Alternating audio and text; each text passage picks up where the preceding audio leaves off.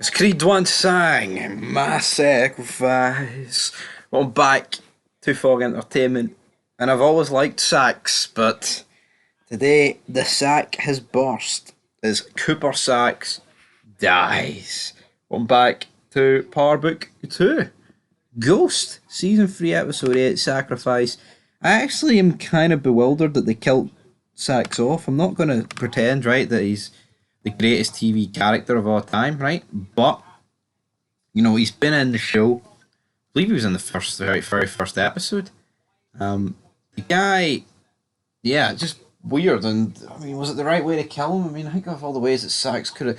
This guy survived Tommy and Ghost breaking into his house. Not many people can claim that, my friends, that's for sure. So let's move into it. Let's talk about it. Let's talk about Saxe and Davis, because at the the episode on the roof, but then Davis receives a phone call. He's pissed, and we think, oh, this is Tyreek telling him the details, but it's not Tyreek telling him the details.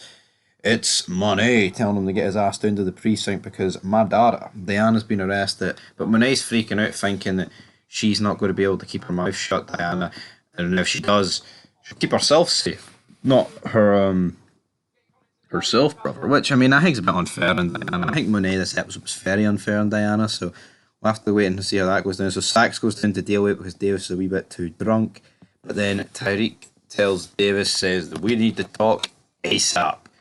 I wonder what that's going to be about. And I tell you what it's about. He tells him that Saxe has jobbed them out, but at the same time, they can't really do anything to Saxe because obviously if they get rid of Saxe, they'll know something was up. But at this point, Diana's being pressed. Images concerning the product getting moved. She's kind of reluctant. Well, you know what though? It'll be my first offence. Community service. Then they mention the Rico case. Again, I think it's a bit stupid to mention a fucking Rico case to people who don't know about Rico cases. Kane then turns up to Effie's house. So it looks like these two could be a couple. Is Tyreek going to take that bad? Potentially. What is he going to get with?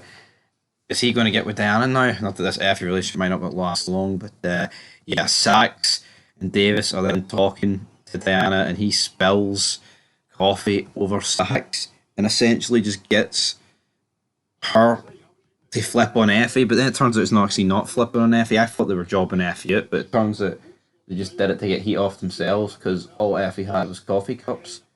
No product, just sugar. The way she ran away made you think that.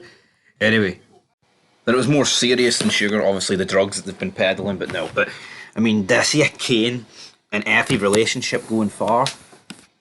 Well, judging by the end of this episode, probably not. But of course, with that happening to Effie, prompted the police to use their Trump card and not their Donald Trump card because they'll cry about that, won't they?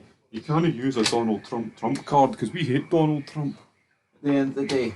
But yeah, it forces their hand into laying the smacker down on their candy ass. And what's that? Whipping out Lauren Baldwin and pretty much revealing that she's still alive. Kane notices this. Can't believe that she's still alive. He's going to feel so jobbed out by Effie and Braden. And that's the thing, Effie's going to jail. Kane's not going to be able to get at her, but you can guarantee in next episode there's going to be a confrontation between Ben Affleck and Kane Dahara. That is for sure. I'd bet pretty good money on it, to say the least. Meanwhile, though, Saxe, he's leaving a voicemail to Tyreek. He basically says, anything happens to me, information about where Tasha and Yasmin are will leak out. And then what happens when he gets into his car? The big man, Tio Rollins, confronts him. Holy moly, Tio Rollins. The guy that he helped get out is now a rat snitch.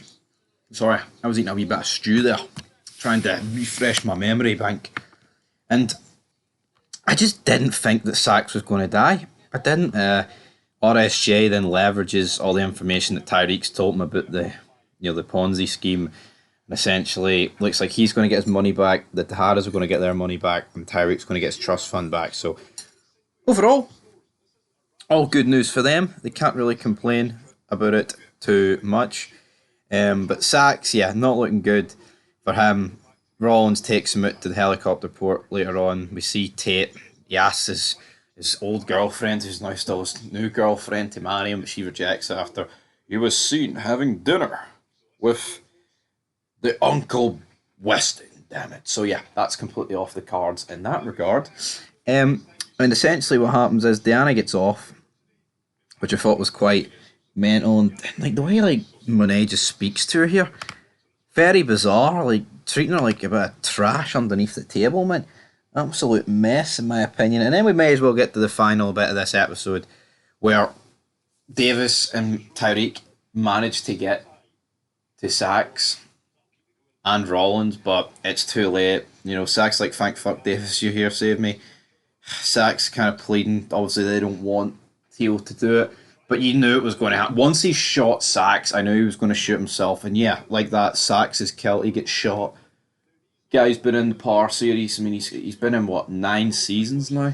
A hell of a lot of episodes, and he gets shot through the chest, falls, hits the floor, and just you think back to like the early seasons of Power with Greg, Angela, Saxe. What's the other guy? I can't remember the other guy who was a rat. He worked for Lobos. Him, Fleet by Lobo. I can't remember what the guy's name was, but you know, they're all dead. Medina's like the last one standing. He's like now like a big shot player. So yeah, guys, quite incredible. And then Theo Rollins turns a gun on himself. But I just would have never imagined this guy killing Saxe, which I think makes it a bit more messed up because I'm pretty sure that they recasted this Theo Rollins guy, which is a bit of a mess. But here, I don't think many other people. It's not like he was a massive character before he did it. So yeah, rest in peace, Saxe. Holy shit, what an ending episode though. Davis breaking down Tariq like holy fuck, what's next? And what is next? Who's going to jail for this? Tariq. Yeah, all right. I mean, a great ending it was. Not the best episode I've ever seen of Power, but I think like the last 10 minutes really picked up, and I'm going to give this episode, folks, I'm going to get an 8 out of 10. Really enjoyed the ending. So until next time, peace.